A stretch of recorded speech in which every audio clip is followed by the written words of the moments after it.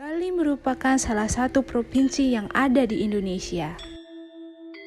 Bali dikenal dengan kelestarian alam dan budayanya. Tahukah kalian bahwa Bali juga memiliki filosofi dari proses pembuatan kulinernya? Kali ini Putika Kitchen akan membahas mengenai filosofi kuliner khas Bali.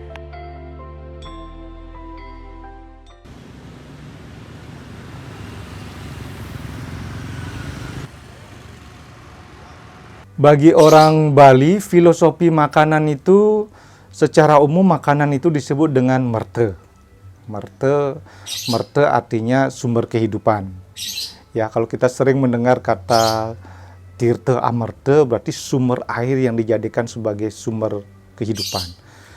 Jadi makanan bagi orang Bali itu sesuatu yang tidak dianggap sebagai kebutuhan material, tapi juga di balik itu dari mana datangnya makanan, siapa yang memberikan makanan, buat orang Bali itu selalu boleh dikatakan melekat.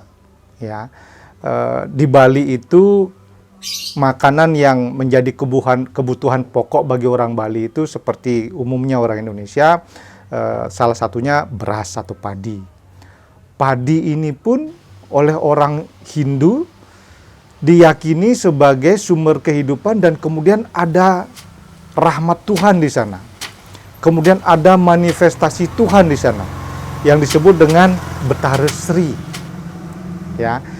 Nah, kemudian oleh orang Bali pada saat bagaimana pemberlakuan proses dari menanam hingga padi itu menjadi beras, itu ada proses ritual, upacara-upacara tertentu. Ya, salah satu contohnya ada upacara namanya Biu Kukung. Biu Kukung itu adalah upacara ritual pada saat bulih padi itu sedang tumbuh. Ya.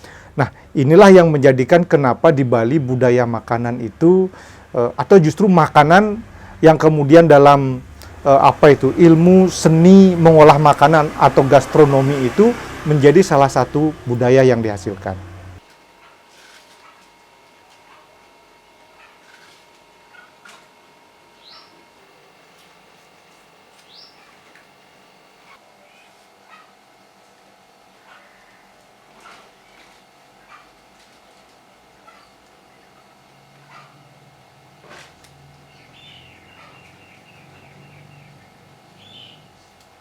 Bagi umat Hindu di Bali, kalau kita bicara secara agama, Hindu Bali itu meyakini bahwa kita tidak boleh memakan sesuatu sebelum seizin dari Ide Sang Hyang Widi Wasa atau Tuhan Yang Maha Esa. Selalu umat di Hindu di Bali itu membuat iadnya sese atau banten kecil, banten jotan sebelum makan. Jadi setelah menanak nasi, ya, kemudian dibuatlah banten jotan kecil-kecil yang itu ditujukan kepada Tuhan Yang Maha Esa. Intinya seperti itu, sebagai wujud syukur. Kemudian seizin beliau, serahmat beliau, apa yang kita nikmati agar memberikan berkah. Jadi disilakan bahkan kalau kita tidak minta izin, sama dengan mencuri. Karena alam ini bukan kita yang punya, beliau yang punya. Ya, dari semenjak kita hidup membutuhkan sumber kehidupan, itu semuanya datangnya dari beliau. Ini namanya Banten Saiban. Ini biasanya untuk dihaturkan ke pelinggih-pelinggih.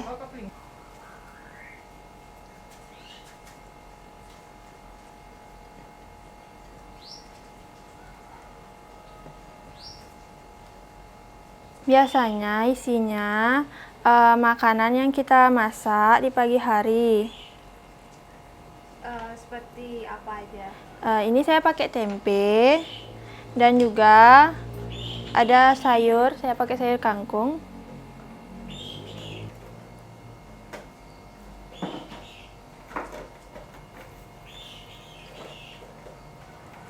Dan diisi garam.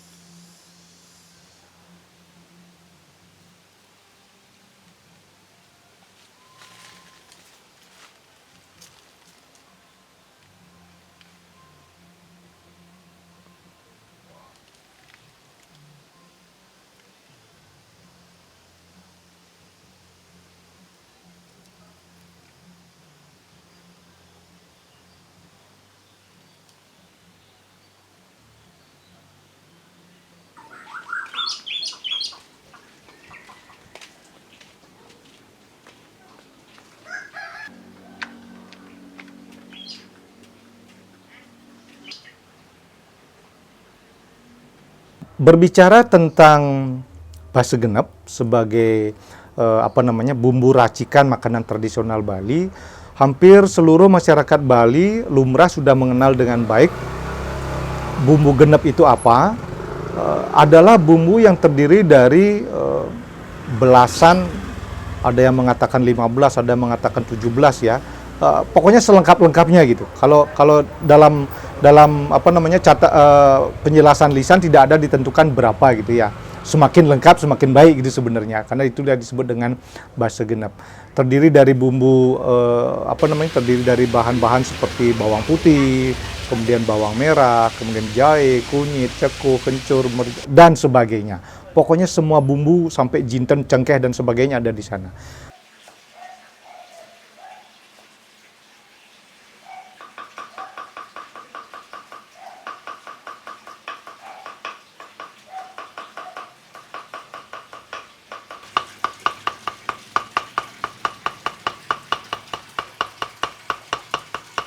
Nah kemudian kalau dikaitkan dengan makanan yang dihasilkan, contoh misalnya ada makanan yang disebut dengan lawar, itu pasti juga akan berisi dengan bumbu genep.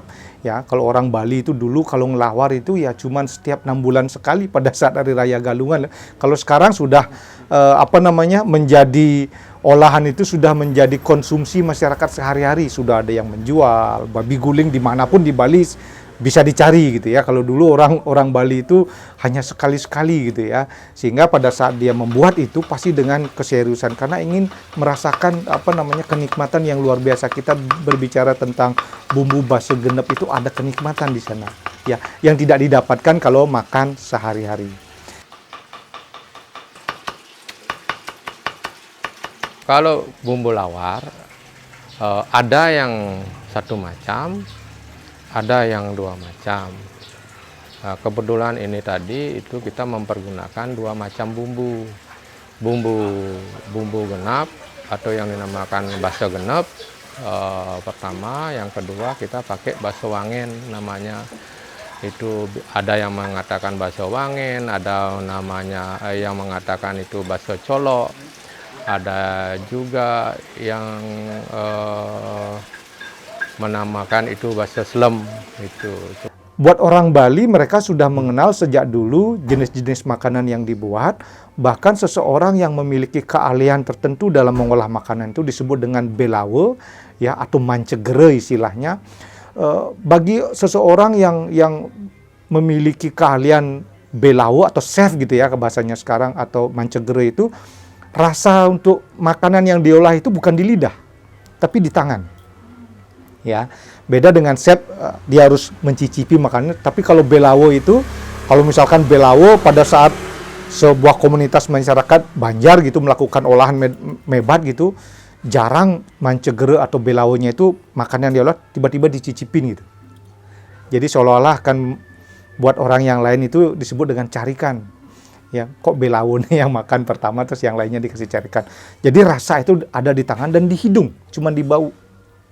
Ya.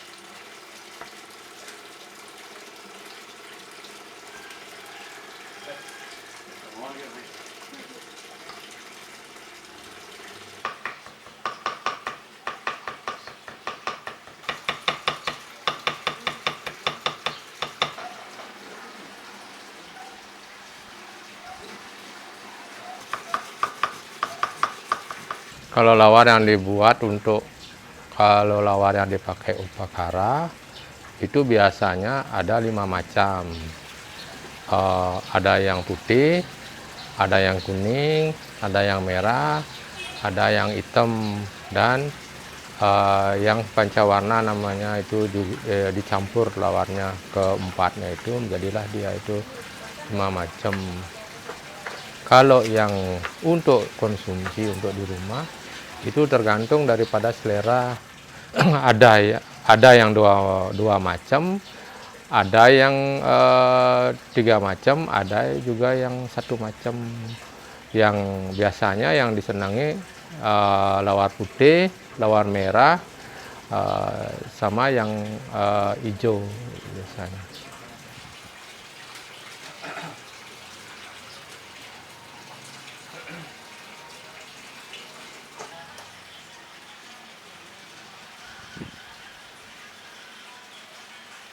Kalau yang kita aturkan pada waktu setelah ngelawar, itu hasil daripada kerjaan kita itu yang berupa lawar, ditambah nasi, itu yang kita aturkan kepada Tuhan, bertanda bahwa kita berterima kasih kepada beliau bahwa pekerjaan kita sudah selesai dan lancar.